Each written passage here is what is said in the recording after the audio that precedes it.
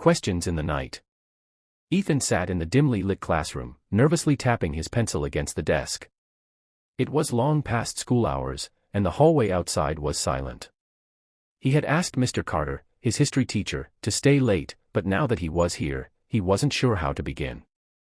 "I appreciate you taking the time to talk," Ethan finally said. Mr. Carter nodded. "Of course. What's on your mind?" Ethan hesitated. "It's just, I've grown up hearing about God. My parents take me to church, and I know all the Bible stories. But lately, I feel like I don't really get it. Like, what does it actually mean to believe? To have faith?" Mr. Carter leaned back in his chair, studying Ethan. "That's an honest question. And an important one." He folded his hands on the desk. "Faith isn't just knowing things about God. It's about transformation, something deeper than just knowledge." Ethan furrowed his brow. "Transformation?" Mr. Carter nodded. "Jesus once told a man named Nicodemus that in order to see God's kingdom, he had to be born again." Ethan blinked. "Born again? That sounds impossible." Mr. Carter smiled.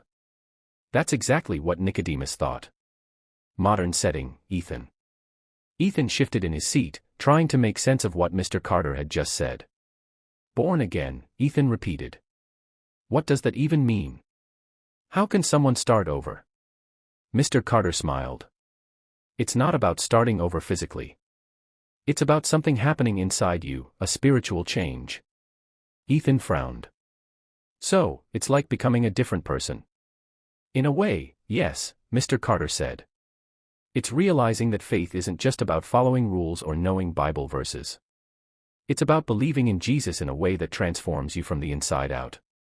Ethan thought about all the times he had tried to be a good Christian, saying the right things, going to church, doing what was expected.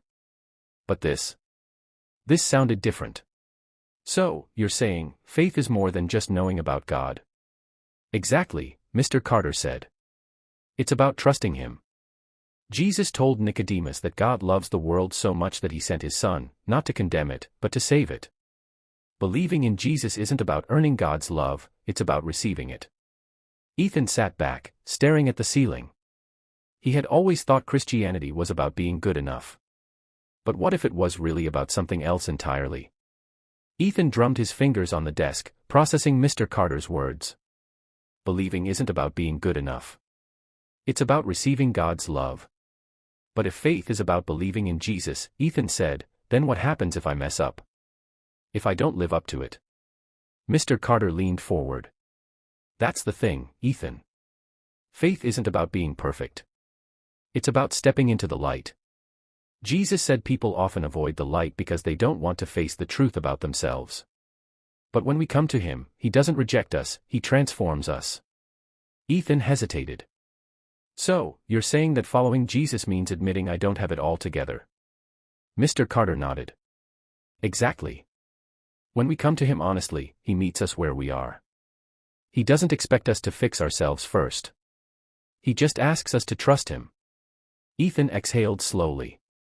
For so long, he had worried about not being enough, not good enough, not strong enough, not faithful enough. But maybe it wasn't about him being enough. Maybe it was about Jesus being enough. For the first time, the idea of faith didn't feel like a burden. It felt like freedom. Ethan stood outside the school, staring up at the darkening sky. His conversation with Mr. Carter had left him feeling different. For the first time, faith didn't seem like something he had to achieve. It was something he had to receive. He pulled out his phone and opened his messages.